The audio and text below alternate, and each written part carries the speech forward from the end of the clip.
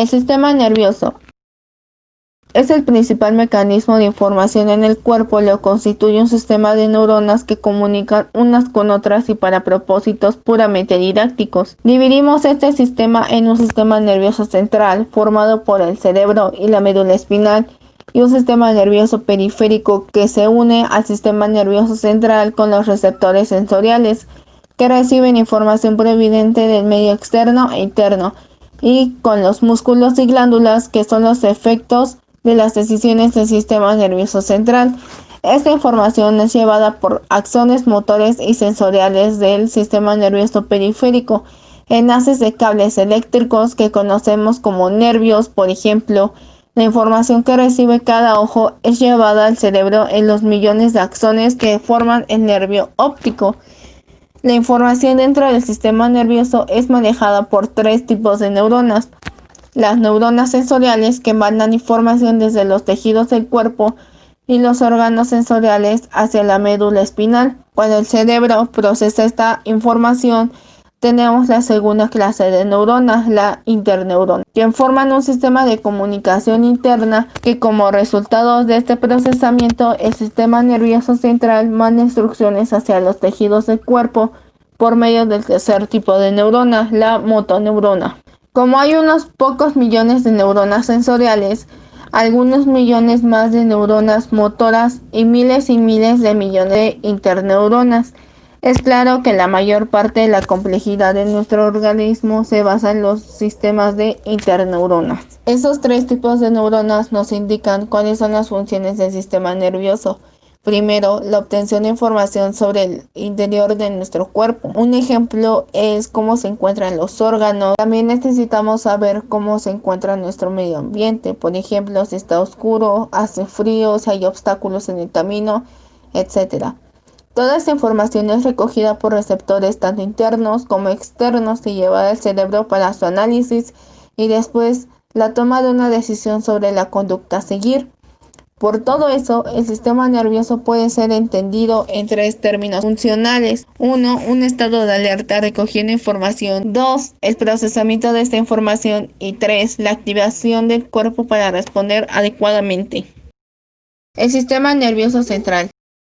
El sistema nervioso central es una estructura compleja que poseen los seres humanos y animales. Está compuesto por el encéfalo y la médula espinal, los cuales están protegidos por los meninges y el líquido cefalorraquídeo. El sistema nervioso central se lleva a cabo los procesos mentales necesarios para comprender la información que percibimos desde el interior.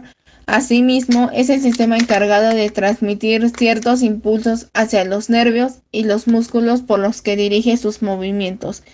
De esta manera, este sistema se vale de las neuronas sensoriales y motoras, del encéfalo y la médula espinal para provocar las respuestas precisas a los estímulos que el cuerpo recibe. Por ejemplo, se puede cambiar de conductas, incluso tomando en cuenta las experiencias pasadas. La importancia del sistema nervioso central está en la capacidad de controlar las funciones corporales, de desarrollar conocimientos, aprendizajes y distinguir emociones, especialmente desarrollados por el ser humano. El sistema nervioso central nos permite reconocer como individuos, ser consciente de quiénes somos, de qué hacemos y sentimos. Partes del sistema nervioso central. El encéfalo. El encéfalo es una masa nerviosa que se encuentra protegido por los huesos del cráneo.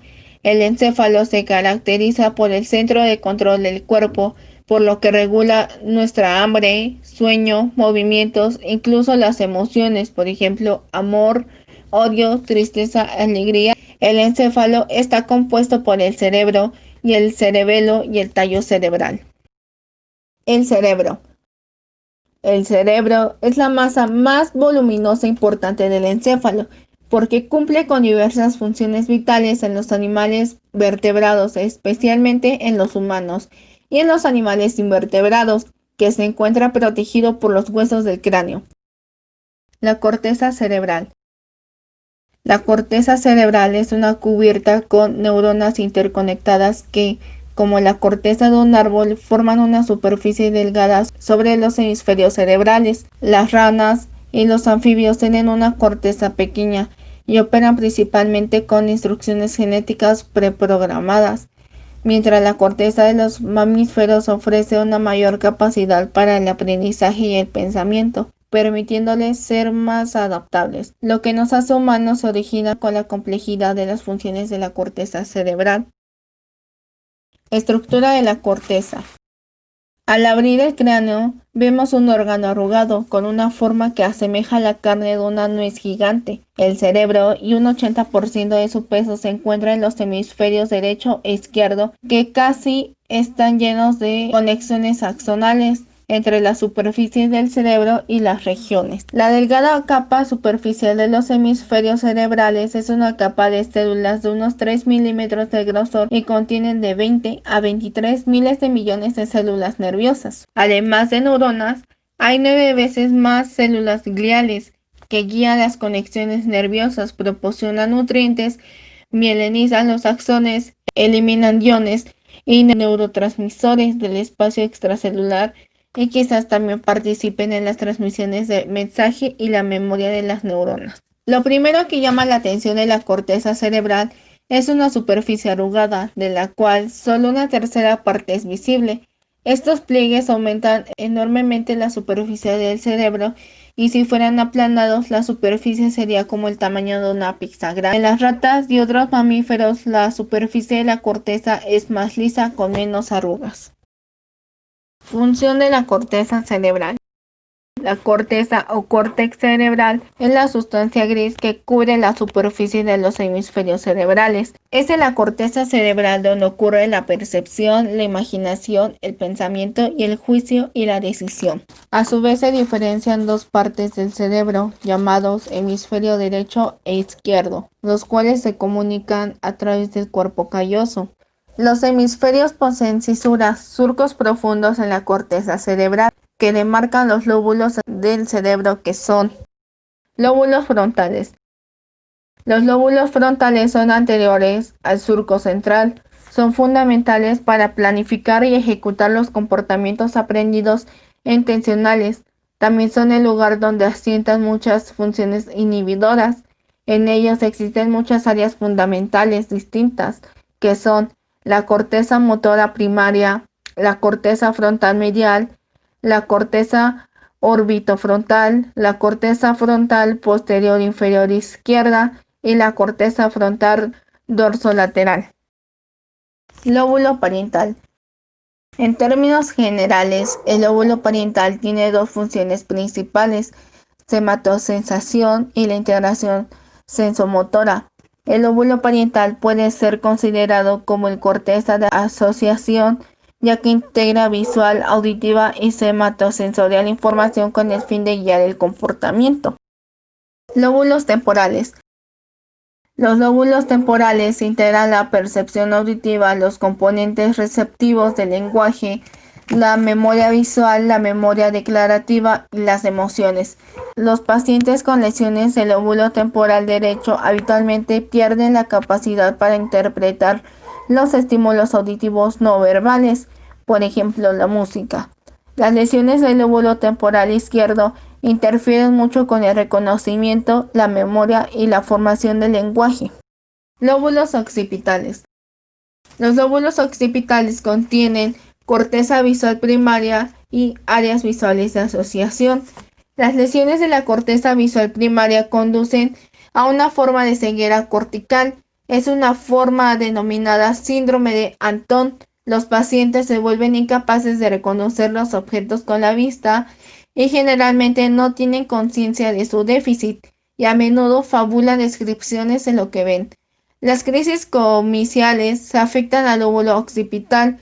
Pueden provocar alucinaciones visuales. A menudo contienen en líneas o mallas de colores superpuestas sobre el campo visual contralateral.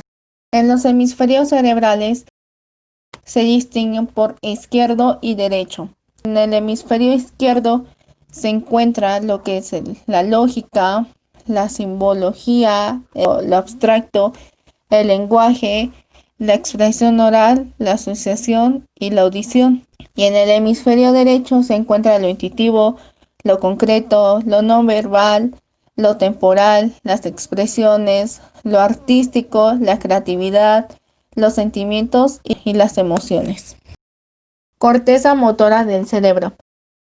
Se denomina área motora o motriz del cerebro aquella parte de la corteza cerebral cuyas principales funciones son la de permitir la generación, mantenimiento y terminación de movimientos involuntarios y conscientes por parte del sujeto. Esta región cerebral se encuentra localizada en la parte superior y rostral del encéfalo, en la parte posterior del lóbulo frontal, situada justo antes de la cisura central o de Rolando y del área sematosensorial. En esta área donde se representa el homúnculo frontal de Penfield, representa que indica las partes de la corteza centrada en el movimiento de determinados músculos, entre los que destacan algunos especialmente inervados como las manos, la lengua o la cara. Funciones emocionales del cerebro. Es lo más profundo de nuestro cerebro y las entrañas de los lóbulos temporales. Se encuentra la amígdala cerebral y el hipotálamo.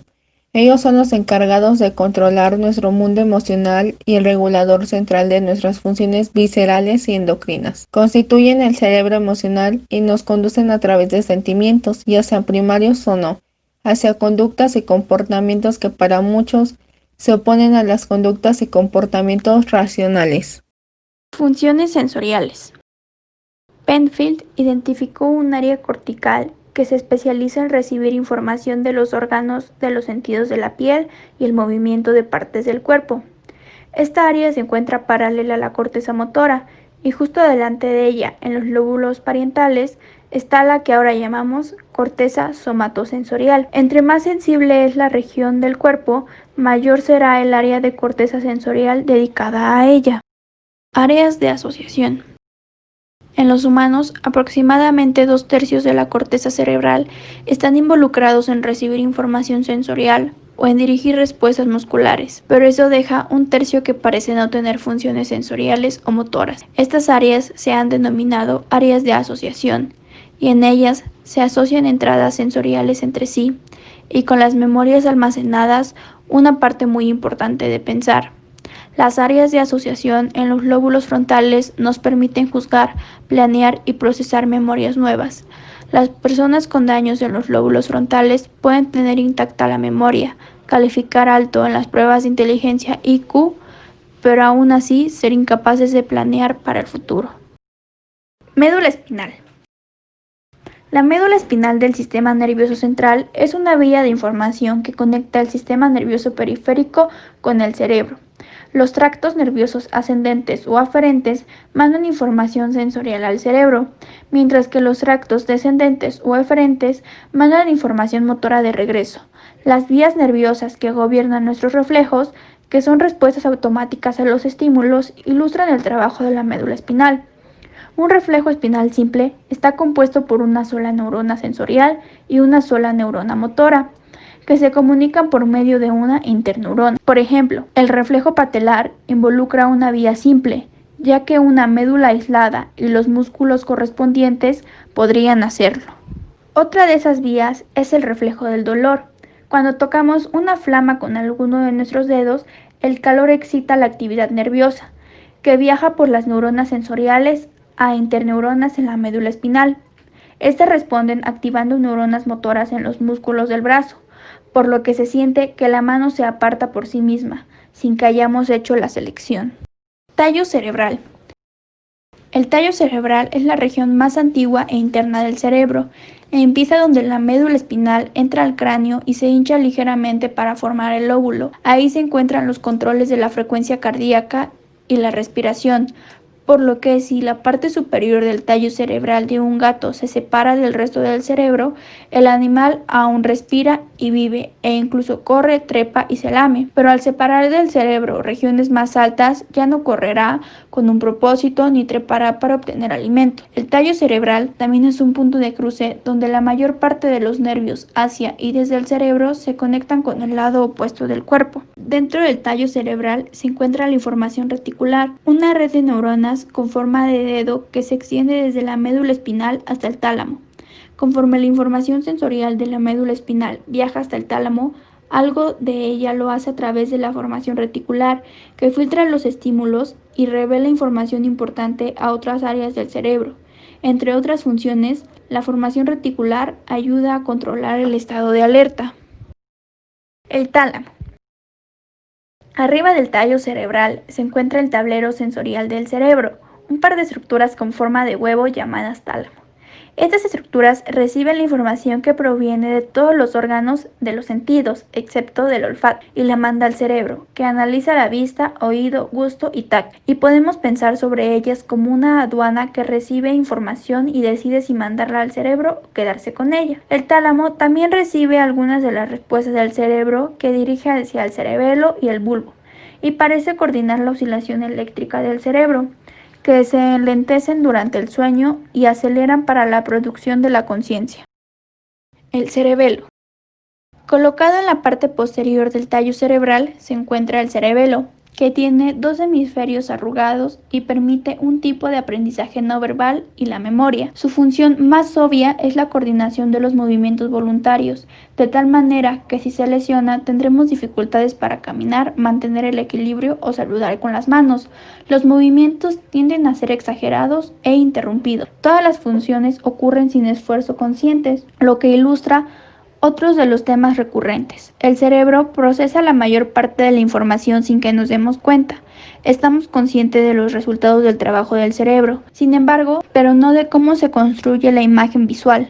Igualmente, ya sea que estemos despiertos o dormidos, el tallo cerebral maneja las funciones que nos permiten vivir, liberando las regiones superiores del cerebro para soñar, pensar o hacer recuerdos.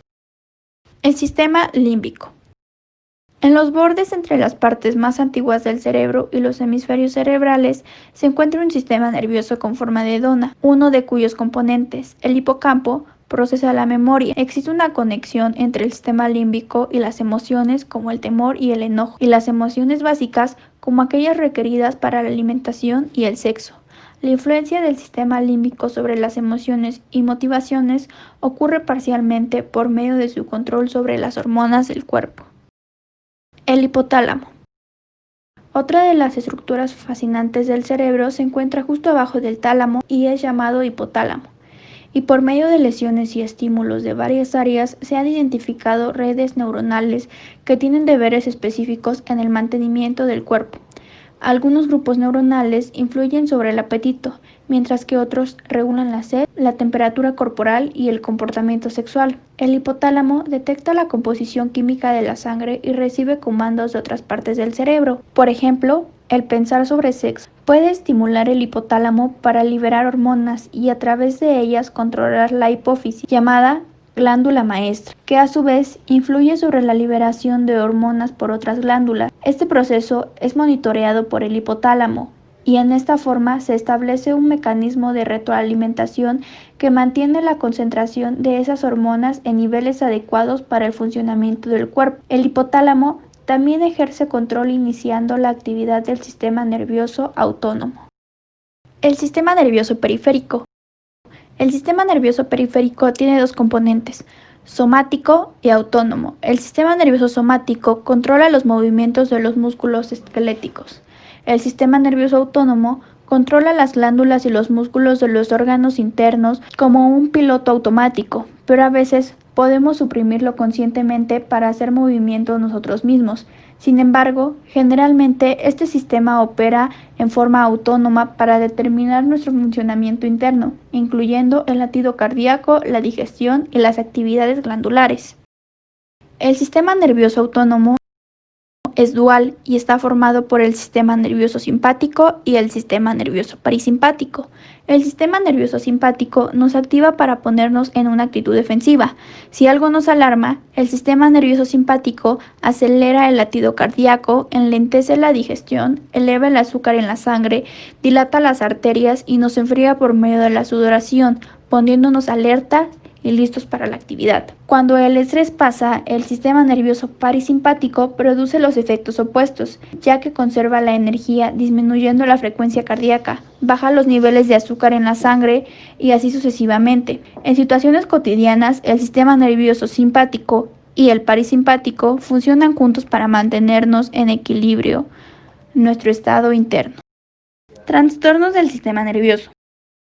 El sistema nervioso es vulnerable a varios trastornos. Puede ser dañado por los siguientes: traumatismo, infecciones, degeneración, defectos estructurales, tumores, interrupción del flujo en la sangre y trastornos autoinmunes. Los signos y síntomas generales más comunes de un trastorno del sistema nervioso. Cada persona puede experimentar los síntomas de manera diferente. Los síntomas pueden incluir aparición persistente o repentina de una cefalea, un dolor de cabeza que cambia o es diferente, pérdida de sensibilidad u hormigueo, debilidad o pérdida de la fuerza muscular, pérdida repentina de la visión o visión doble, pérdida de memoria, falta de coordinación, rigidez muscular, temblores y convulsiones, dolor en la espalda que se irradia a los pies, dedos de los pies u otras partes del cuerpo, y atrofia muscular progresiva y habla incoherente. Trastornos estructurales, como lesiones del cerebro o médula espinal, parálisis de Bell, espondilosis cervical, síndrome de túnel carpiano, tumores del cerebro o médula espinal y neuropatía periférica. Trastornos funcionales como cefalea, epilepsia, mareos y neuralgia. Los trastornos del sistema nervioso pueden involucrar lo siguiente: trastornos vasculares, como el ataque cerebral, ataque isquémico transitorio por sus siglas TIA, hemorragia subaracnoide, hemorragia subdural y hematoma, así como también una hemorragia extradural. Infecciones como la meningitis, encefalitis, polio y absceso epidural. Cuidados del sistema nervioso. Para tener cuidados del sistema nervioso debemos hacer las siguientes acciones. 1. Descansa adecuadamente y al menos 8 horas diarias. 2. Aliméntate de forma saludable con la máxima variedad de alimentos posibles y respetando los horarios. 3. Haz ejercicio físico y mental. 4. Intenta estar en un ambiente tranquilo y ordenado. 5. Evita accidentes que puedan lastimar tu sistema nervioso o cualquiera de sus partes. 6. No consuma drogas, alcohol y tabaco. 7. Ríete constante y sé feliz en la vida. 8. Cuando estamos estresados respiramos mal y tienes que tratar de respirar lentamente y relajarnos. 9. Establece relaciones afectuosas y saludables con los demás. Y 10. Desarrolla valores personales como la tolerancia, el respeto, el amor y la solidaridad.